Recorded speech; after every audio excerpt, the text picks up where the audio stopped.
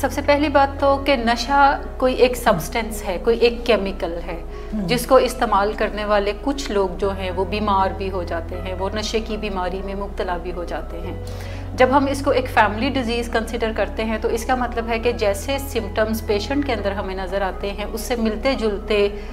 خیالات، اس سے ملتے جلتے بیہیویئرز ہمیں فیملی میں بھی دیکھنے میں نظر آتے ہیں، اس سے ملتے جلتے بلیفز بھی ہمیں ایون فیملی میں دیکھنے میں نظر آتے ہیں۔ جب ہم فیملی کی ریکوری کی بات کرتے ہیں، ریکوری سے میری مراد کہ جب فیملی نشے کی بیماری کو بہتر کرنے میں کامیاب ہو جاتی ہے اور اپنے مریض کو بیماری سے صحت کی طرف لانے میں کامیاب ہو جاتی ہے، تو اسی کے ساتھ ساتھ وہ اپنی بحالی کے اوپر بھی کام کرتے ہیں، اپنے رویوں کو جو کہ سک بیہیویئرز ہوتے ہیں انہیں ہیلدی بیہیویئرز میں کنورٹ کرتے ہیں۔ ایسی چیزیں جو کہ فیملی ممبرز کر رہے ہوتے ہیں ڈسٹرکٹیو ہوتی ہیں، وہ انہیں بھی کنسٹرکٹیو بیہیویئر کی طرف لے کر جاتے ہیں۔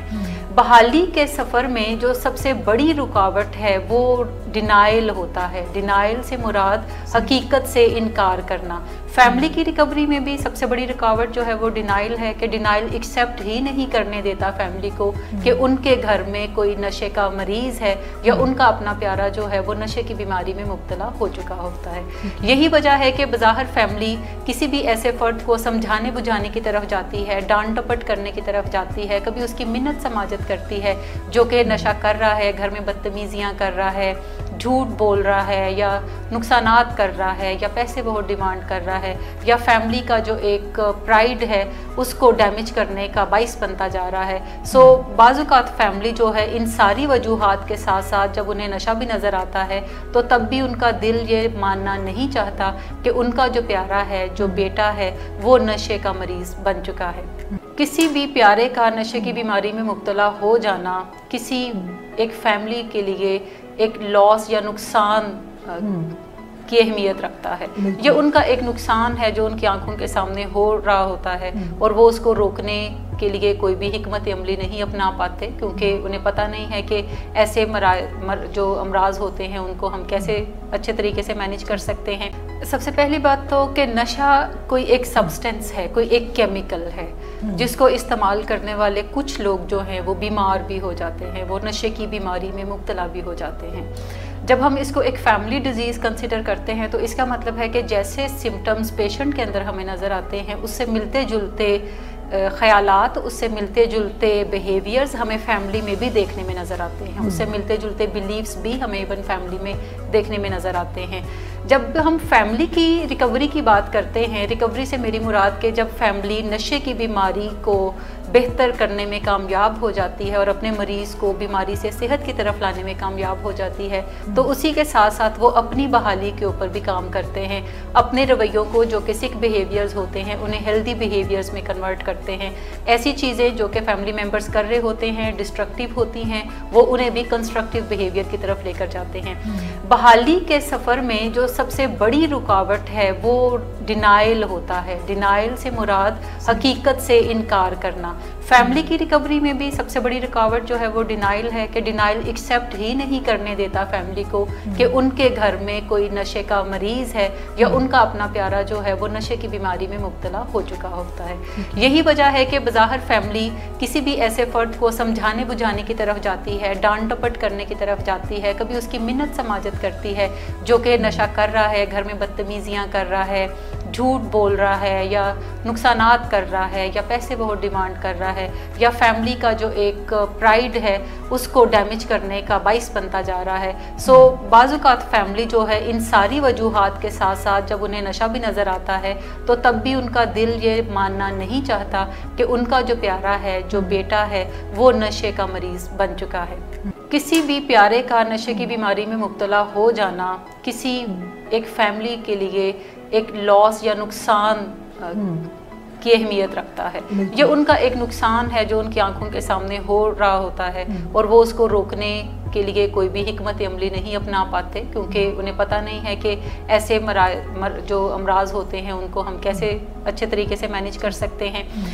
یہ جو فیملی کا نقصان ہے کہ فیملی کے خواب تھے کہ یہ بیٹا جس کو وہ پڑھا رہے ہیں، جس کی ضرورتوں کو وہ اپنی ضرورتوں کو بھی پیچھے کر کے پورا کر رہے ہیں، جس کے لیے وہ کافی محنت کرتے ہیں، یہ بیٹا بڑا ہو کر جب کسی کالج یونیورسٹی سے प्रोफेशनल बनकर निकलेगा तो ये उनका नाम रोशन करेगा और उनकी फैमिली का नाम रोशन करेगा। लेकिन ये जो सारे ख्वाब हैं, जब वो अपने बच्चे को नशा करते हुए देखते हैं तो सारे ख्वाब चिकनाचूर होते हुए उन्हें नज़र आते हैं। सो वो उन ख्वाबों के पूरा ना होने से डरते हैं। यही डर उन्हें ये मानने नहीं देता कि ये बच्चा जो है ये अब नशे की बीमारी में मुब्तला हो चुका होता है। उनका ख्याल या अंदर खाने फियर ये होता है कि अगर हम ये तस्लीम कर लेंगे कि ये नशे की बीमारी में मुब्तला है तो इसका मतलब है कि हमें अपने तमाम ख्वाबों से किनारा करना पड़ेगा, हमें तमाम अपने ख्वाबों को छोड़ना पड़ेगा। देखिए, डिनाइल जो है ये एक डिफेंस मैकेनिज़्म है आपका।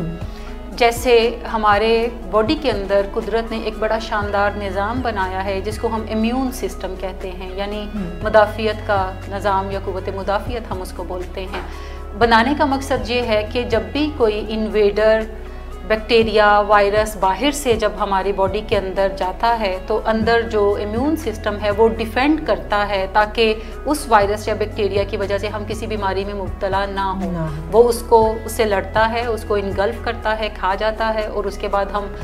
थोड़ी देर के लिए, अगर हमें सुबह लगता है कि थोड़ी खांसी स्टार्ट होने वाली है या थ्रोट सोर है, तो शाम तक हम दोबारा से अपनी तबीयत को बहाल कंसिडर कर रहे होते हैं और बेहतर हालत में होते हैं। इसकी वजह यह है कि हमारा इम्यून सिस्टम स्ट्रॉन्ग इनफ था कि उसने उस वायरस या बैक्टीरिया को फाइट बैक किया और हमें बीमारी की बजाय हेल्दी स्टेट के अंदर ही रखा। ये नेचुरल एक सिस्टम है जो कि कुदरत ने हमें बनाते हुए हमारे अंदर ये निज़ाम रखा था।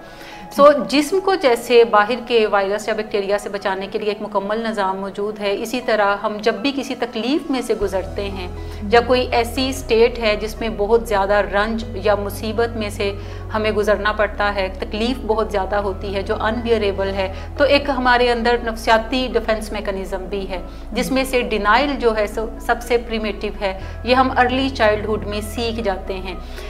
डिनाइल से मुराद ये नहीं कि कोई बड़ी चीज़ होगी तो हम उसको डिनाई करेंगे, बल्कि हम तमाम ही लोग छोटी छोटी बातों को भी डिनाई करते रहते हैं। इंसान बड़ी ही शानदार मखलूक है, वो हर उस चीज़ को डिनाई करना पसंद करता है जिसको वो डिनाई कर सकता है। हम बाज़ुकात अपनी फीलिंग्स को भी डिनाई करते हैं, उनको मानने से इनकार कर देते हैं। बाज़ुकात हम अपनी सोचों को भी डिनाई करते हैं, उनको मानने से इनकार कर देते हैं। बाज़ुकात कुछ ऐसे इवेंट्स होते हैं जो कि तकलीफ़दा होते हैं, हम उन इवेंट्स को मानने से इनकार कर देते हैं। इसी तरीके से हर वो चीज़ जो हमसे खो सकती हो, वो छोटी से छोटी कोई चीज़ है, चाबियाँ आपकी गुम हो जाएं घर में, एक थरथल्ली सी मच जाती है कि कहाँ गई चाबियाँ, यहाँ पे रखी थी, किधर गई, अभी तो यहीं पर थी। सो ये जितने भी फिक्रे हमारे मुंह से निकलते हैं ये हमें किसी एक प्रोसेस में लेकर जाते हैं जो कि डिनाइल से फिर ग्रेजुअली हमें एक्सेप्टेंस की तरफ लेकर जाता है। सो इसका मतलब है कि डिनाइल हम उन चीज़ों का नहीं करते जहाँ पे किसी प्यारे की मौत हो जाती है या हमें कोई बिजनेस में लॉस हो जाता है। डिनाइल हम उस चीज़ का भी करते हैं कि हमारे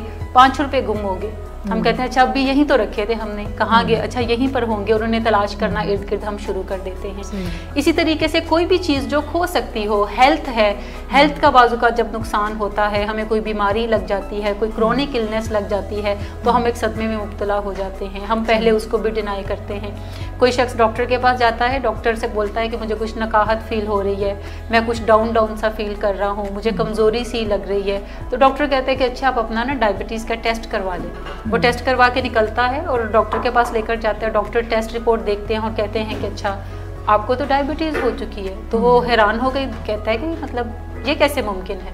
मुझे कैसे हो सकती है, और पर्ची उठाता है, निकलता है बाहर और कहता है कि डॉक्टर को क्या पता, ये तो एम ही ओवरस्टेट करते रहते हैं चीज़ों को। या समटाइम अगर किसी चीज़ से परहेज़ बताया जाता है तो पेशेंट का रवैया ये भी होता है कि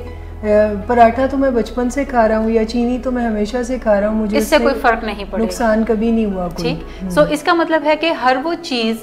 जो छोटे से छोटा नुकसान या बड़े से बड़ा नुकसान हमें जब भी फेस करना पड़ता है तो यूजुअली हम डिनाइल की स्टेट में जाते हैं। जैसे मैंने पहले भी कहा कि डिनाइल जो है ये एक नफ्सियाती डिफेंस मैकेनिज़्म है जो हमें उस नुकसान से डील करने के काबिल बनाता है और हमें मेंटली तैयार होने के लिए कुछ स्पेस प्रोवाइड करता है ताकि हम उस चीज़ को अच्छे तरीके से एक्सेप्ट कर सकें, और जो रोना है, जो चिल्लाना है, जो नुकसान के बारे में बातचीत करना है, हम उसको ग्रेसफुली एक्सेप्टेंस की तरफ जा सकें। डिनाइल को आप यूं ही समझे कि जैसे किसी भी गाड़ी के अंदर कोई शॉक एब्जॉर्बर है, वो गाड़ी के अंदर बैठने वाले पैसेंजर को शॉक से बचाता है, क्योंकि वो उस शॉक को एब्जॉर्ब करता है, उन्हें झटके नहीं लगने देता, उन्हें कोई तकलीफ नहीं होने देता। उसी तरह जो डिनाइल है वो हमें किसी भी नुकसान के हो जाने से लेकर उसको एक्सेप्ट करने के जो मराहल हैं उसमें शॉक एब्जॉर्बर का काम देता है। वो हमें कोई एक कुशन प्रोवाइड करता है ताकि हम उस चीज़ को ग्रेजुअली एक्सेप्ट कर सकें जब हम मेंटली तैयार हो जाते हैं या इमोशनली तैयार हो जाते हैं उसको मान। अच्छा, एक स्विस अमेरिकन साइकेट्रिस्ट हैं एलिजाबेथा कोबलर रॉस, जिन्होंने एक प्रोसेस बताया। बेसिकली ये काम इनका जो टर्मिनल इल डिजीज़ के साथ लोग हॉस्पिटल्स में होते थे उनके साथ इन्होंने काफ़ी रिसर्च वर्क किया और इन्होंने देखा कि ऐसे लोग जिनकी मौत कुछ हफ्तों कुछ महीनों दूर है और उन्हें पता भी है कि हर गुजरने वाला दिन जो है वो उन्हें मौत से हमकिनार कर रहा है, तो उन्होंने उनके रिएक्शंस को ऑब्ज़र्व किया और उसे डॉक्यूमेंट किया। देखा कि वो लोग कैसे रिएक्ट करते हैं पहले और फिर कैसे वो ग्रेजुअली एक्सेप्ट करने की तरफ जाते हैं। सो इसको उन्होंने कोई एक प्रोसेस कंसिडर किया कि डिनाइल कोई एक पहली स्टेज हो सकती है जो कि आपको ग्रेजुअली एक्सेप्टेंस की तरफ लेकर जाती है। मैं जब एक्सेप्टेंस की बात करती हूँ तो ज़्यादातर हम लोग ये समझते हैं कि एक्सेप्टेंस कोई सिंगल एक्ट है, ये कोई ऐसा ही है कि दरवाज़ा कोई खुला हुआ है और आप उसको बंद कर दें, जबकि एक्सेप्टेंस एक प्रोसेस का नाम है, ये कोई सिंगल एक्ट नहीं है। और ये प्रोसेस जो है डिनाइल से स्टार्ट हो जाता है। डिनाइल से मुराद है कि कोई मसला कहीं पे मौजूद है जिसको मैं देखने से इनकारी हूँ, जिसको मैं मानने से इनकारी हूँ, लेकिन मसला मौजूद है। डिनाइल के बाद जो दूसरी स्टेज है वो एंगर की स्टेज है। एंगर से मुराद है कि अब हम ये नहीं कहते कि ऐसा कुछ नहीं है, बल्कि अब मैं ये कहता हूँ कि ये मेरे साथ ही क्यों हुआ। और एंगर के बनीत अगर हम देखें तो बाज़-औक़ात हमें फियर नज़र आता है, बाज़-औक़ात हमें गिल्ट नज़र आता है, बाज़-औक़ात हमें शेम की फीलिंग्स नज़र आती हैं जो कि एंगर को एक बड़े इमोशन में कन्वर्ट करती हैं और हम एंगर के तौर पे रिएक्ट कर रहे होते हैं। हम ये कह रहे होते हैं कि ऐसा मेरे साथ ही क्यों हुआ, फलां के साथ क्यों नहीं हुआ, फलां को हो जाता तो प्रॉब्लम नहीं थी लेकिन मेरे साथ क्यों हुआ, क्या मैं ही सिर्फ नज़र आया। बाज़-औक़ात हम अल्लाह पे अपना ट्रस्ट भी थोड़ा मुतज़ल्लल करने की तरफ चले जाते हैं जब हमें कोई भारी नुकसान जो है वो उठाना पड़ता है, कोई ऐसा नुकसान जिसके लिए हम तैयार नहीं हैं। सो डिनाइल पहली स्टेज है जिससे मुराद है ये हो नहीं सकता।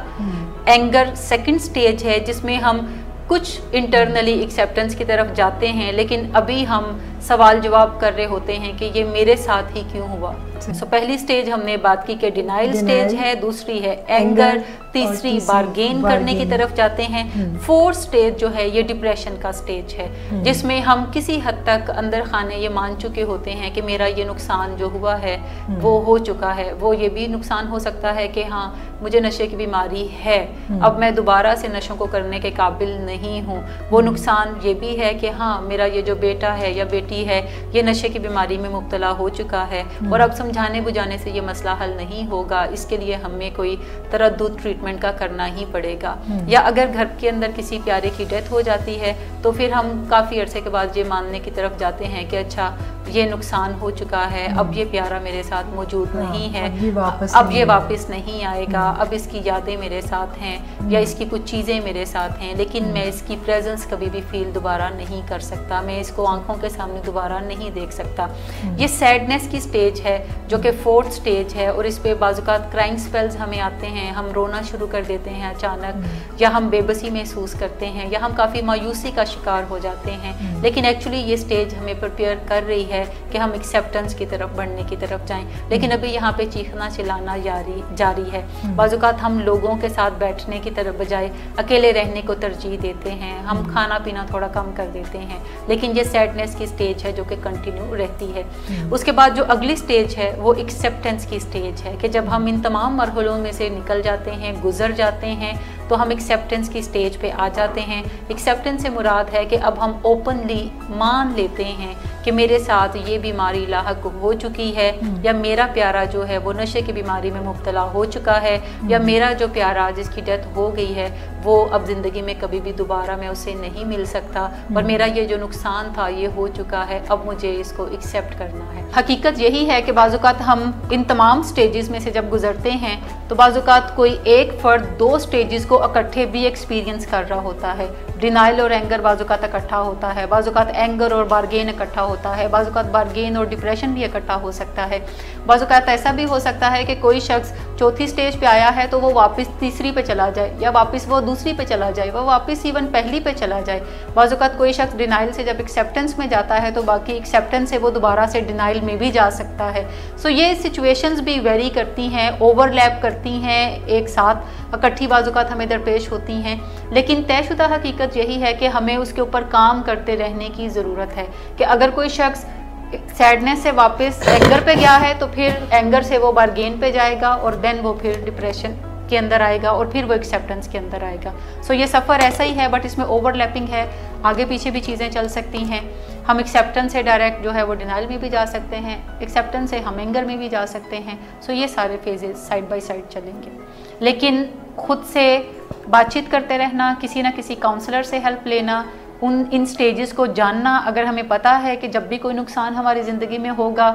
جب بھی ہمیں کوئی تکلیف دہ صورتحال کو فیس کرنا پڑے گا, تو ہم ان سٹیجز میں سے گزریں گے, تو اس سے یہ سفر تھوڑا فیملیئر سا فیل ہوتا ہے آپ